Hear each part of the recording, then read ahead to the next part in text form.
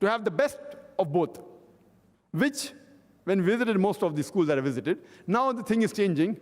In the past 6 years, I've realized that some schools have become slightly closer, alhamdulillah, to the concept that I have. But most of the schools, they may be having maybe 3 periods a week on Islam, or maybe 1 period a day. Maximum I came across was 2 periods a day on Islam.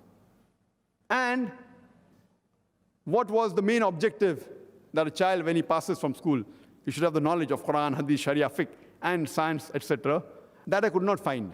Though I visited the best of schools in America, in South Africa, which is supposed to be very much advanced in this field of Islamic schools, UK, Australia, Malaysia, etc. So that we thought that let's make an effort.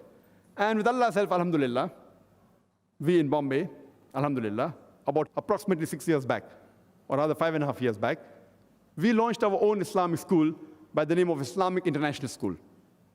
Because for my children, we had to do it.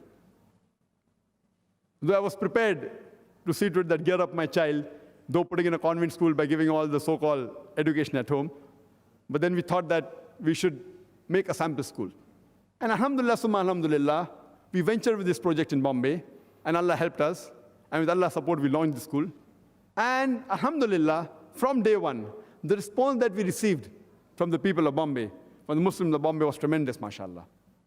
The response was such that though the school was absolutely new, we hardly publicized it. We decided to start the school.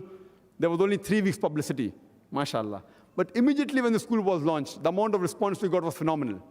And it was overwhelming that ministers, they phoned our school to see to it that some of their friends get admission to the school.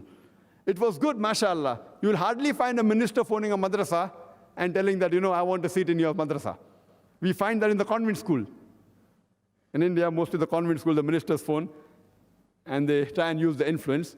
But alhamdulillah, we are very strict as far as admission criteria is concerned. We are very strict with the guidelines. And unless a person fulfills our guidelines, let him be a minister's son also, we won't give admission, alhamdulillah. The difference that is there, that we appreciated that the movement that was started by many of the philanthropists and educationists throughout the world, it was a good movement, at least giving them an environment of Islam.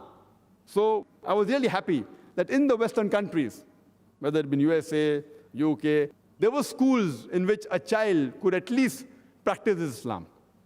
But in the school that we launched, we had a different system we had, that I wanted a striking balance that when a child passes the 10th standard, he should become at least an average alim when he passes from Darul Ulum, as well as be able to compete with the best of convent schools in that city.